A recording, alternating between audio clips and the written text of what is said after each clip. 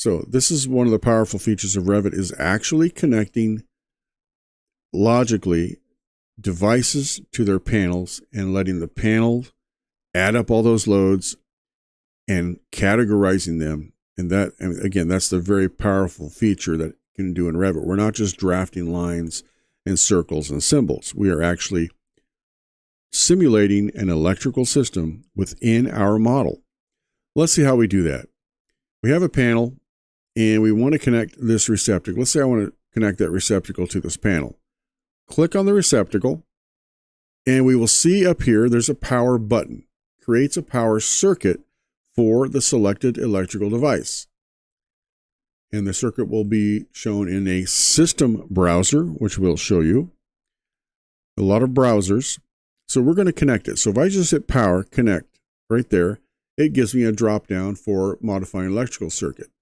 I can edit the circuit. I can select a panel this way by hitting this button and then finding a panel in my model physically. Or I can do a drop down to find a list of panels that I can connect to that match the criteria of my receptacle. So if I click this, it shows panel A is available. That's because panel A is a 12208 distribution system. My receptacle is a 120 volt receptacle, therefore they match. If I had 480 volt panels, for example, in here, they would not show up in this list because I can't connect a 120 volt receptacle to a 480 volt panel. Hit A. Now, it connected it to panel A. It automatically assigns it to a circuit, the next available circuit, based upon some circuiting criteria that I can modify. But right now I connected it. Now let's go over and take a look at the right. Right under electrical loads, we can see that it's connected to panel A, and it connected it to circuit number 1. Now this is grayed out. I cannot change what circuit it's on from this dialog box. I can change it elsewhere, and I'll show you how we do that. But it automatically assigned it to the next available circuit, which is number 1.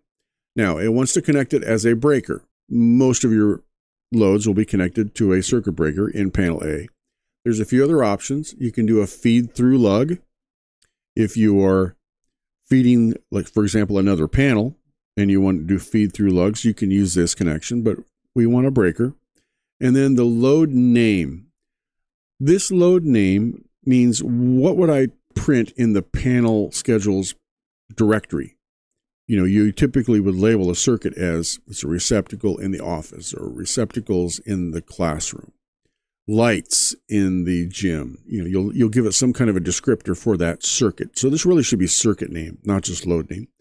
So let's call this, however you name things. We like to name things with just receptacle, REC dash, and then we'll say, where are we? We're in the instruction room. So I'll say instruction. I don't typically use room numbers because in the real world, not every room has a number, you know, a number label plastered on the door or next to the door. It's typically maybe just a name. So I use that. Apply it.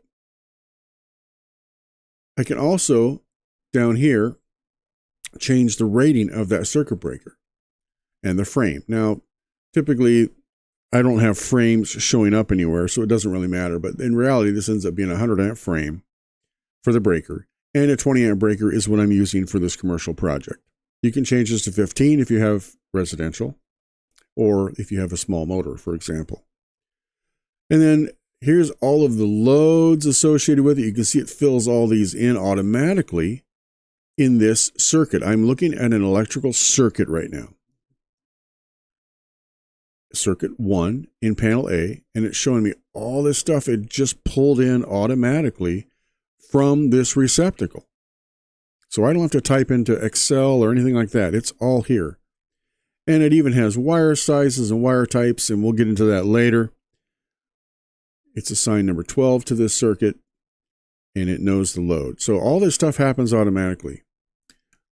So I can escape out of this, and I have my receptacle circuited. Now, it doesn't look any different in the screen. How do I know this is circuited? Well, I can't tell yet. If I click on it, I can see over here Now I'm clicking on the actual receptacle, not the circuit. You can see here I'm clicking on the electrical fixture, which is a receptacle. But it says it's connected to panel A, circuit 1. So I can get to that here as well.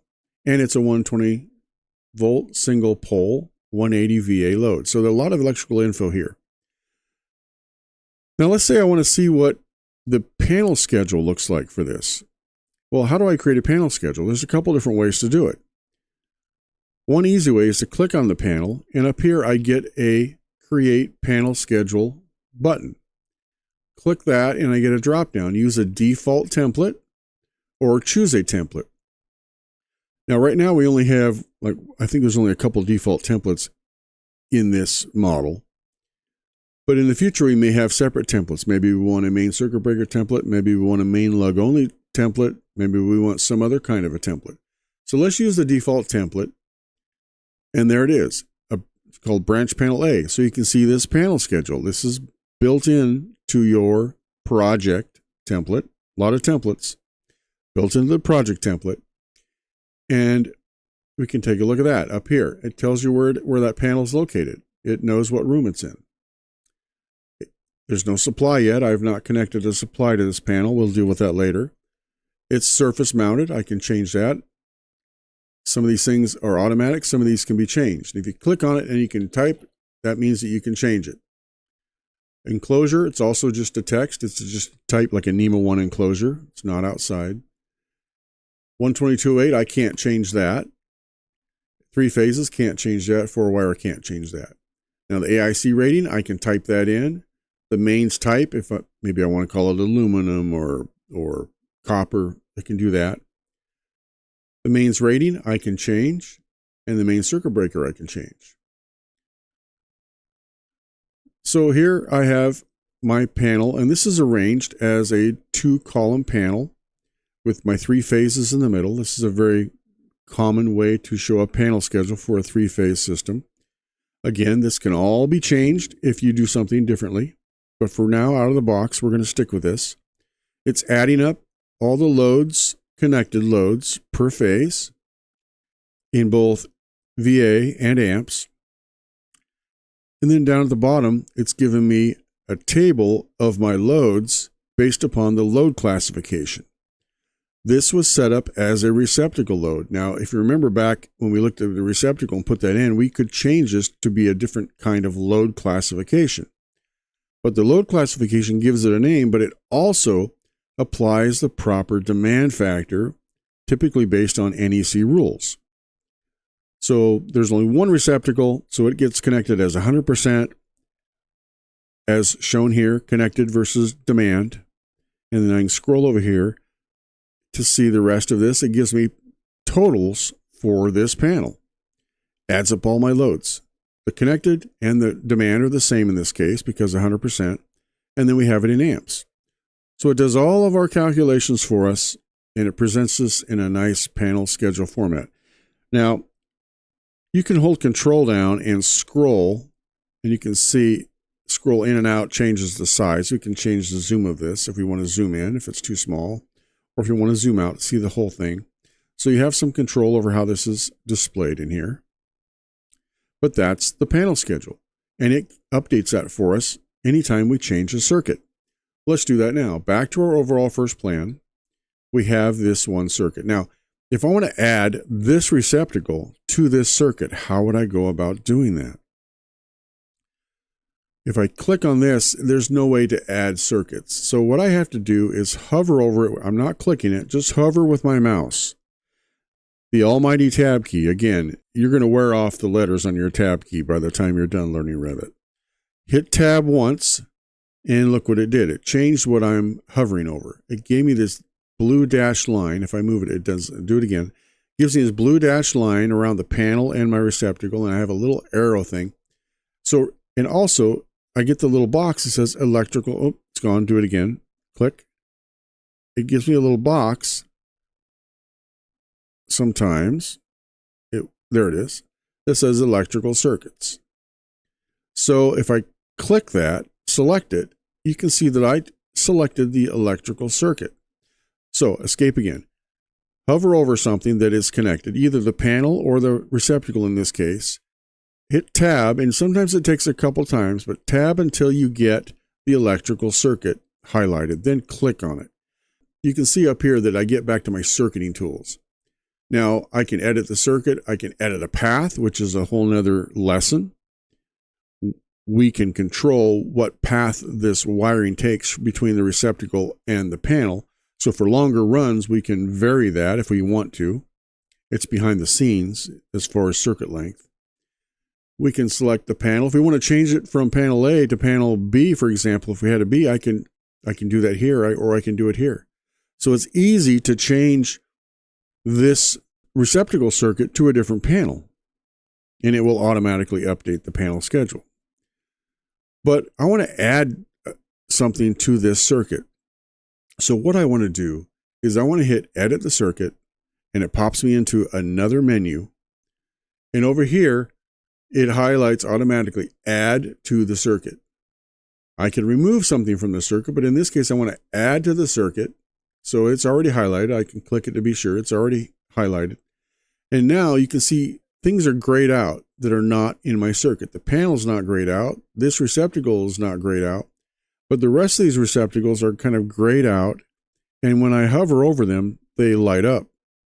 And you see a little plus sign on my cursor. I can add this receptacle to my circuit.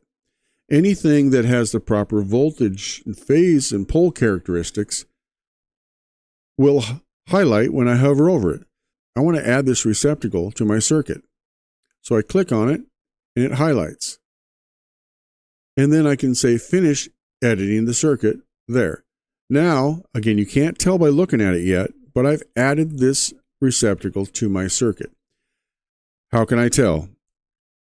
Hover over it, hit tab until we see those dashed lines. There we go. Now click it. I've selected my circuit. Now you can start looking at it and realizing that now my apparent load is higher. It jumped quite a bit. Why is that? Well, if you recall, this receptacle is a copier that we set at 500 VA.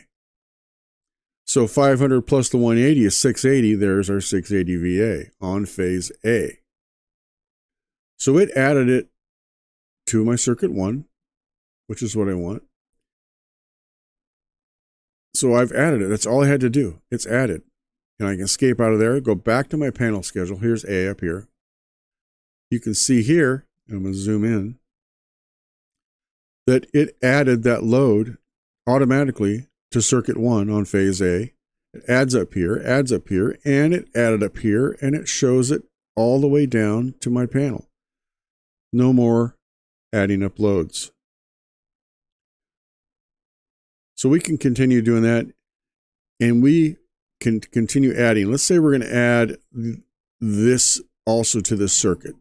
We're going to have 2 circuits in this room. So we want to add this receptacle. Let's hover over this and hit tab. There. Edit circuit. It's automatically on add circuit. Hover over what we want to add. Let it highlight. There it is. Click it and say finish. Back to the panel schedule. There it is. 860 VA all added to circuit 1. Now we want to put these 3 on another circuit. So what I can do is I can select one and circuit it. Now I could select all 3.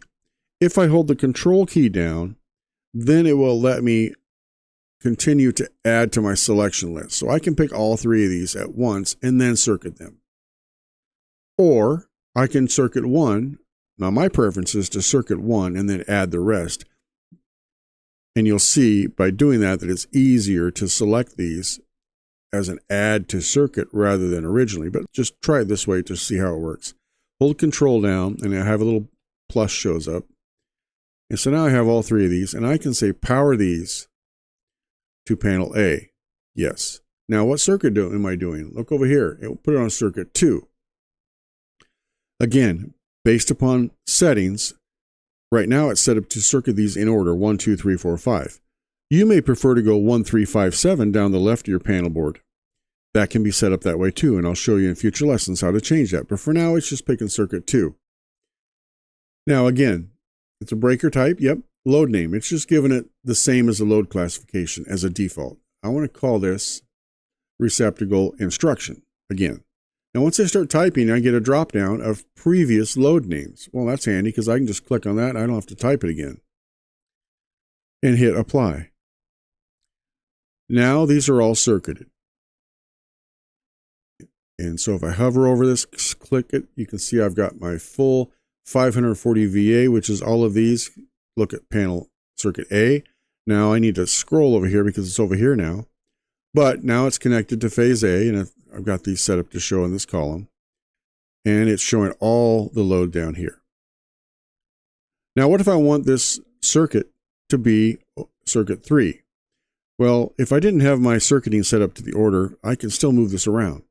If I click on this, up top are some tools for moving things. Right here, I can move it down, I can move it across, or I can move it anywhere. So if I hit move down, you can see it just moves down. If I hit move up, or move up, there's move up now. Or I can move it across. Let's zoom out on this. I can move it across by hitting move across. And then I can move up. Now, instead of doing all that, I could just click on it, say move it to, and then any green spaces that highlight up, I can move it to. I'll move it to there. There, it's instantly moved to circuit 3. Go back to my panel, go back to my floor plan, and highlight this circuit, and you will see it's on circuit 3. Now, the final thing I'd like to show is how we can show in this plan view how these are wired. You can use a custom tag. If we click on here, this little thing, tag by category, it's also under annotate, tag by category, similar to what we did with the room tags. Tag by category. And if I hover over this, I'm getting a tag. Now this happens to be, by default, a panelboard name tag. It's telling me a circuit hooked up to panel A. That may be helpful for you, but maybe you want something more. To do more, we'll have to edit these tags, and that'll be a future lesson. Same with this panel here. This is giving me a panel name, which is actually handy. And now I've got a leader, because up here at the top it says leader, it's putting a leader on it. I can uncheck leader, and now when I put it in, it won't put a leader. So I can click there, use the little move arrows, and move that there. So now I've labeled that panel A. But for circuiting, I'm going to use the arcs. A lot of firms use arcs between circuits to show how they're connected. It's a nice visual tool. How can I do that? Let's hover over this receptacle, hit tab, click on it, and you can see all these dashed lines. That's showing me where the wiring will be shown. Now, wiring is a whole nother entity in Revit. I can set it up as arc wire or chamfered. I like arc, hit arc, and it automatically arced the wires, and it's putting in the conductor counts in here. It also gave me a home run with an arrow. Now, it's not a great location. These can all be moved around. We'll cover more in depth on wiring and how that works and what's going on. But just remember that this is not showing a wire. This is showing a cable or a conduit that contains wires or conductors, those little tick marks. And this can be all changed depending on how you show things. But for one thing you can do is you can take this wire and click on it, and it gives you a number of grips, little pluses and circles. If you start grabbing these and moving around, you can see that I can move things around. I can move how that bends. Even this, I can move where that shows up. Now, what I did is something you have to watch out for. I grabbed the connection point of this wire and I disconnected it from this receptacle.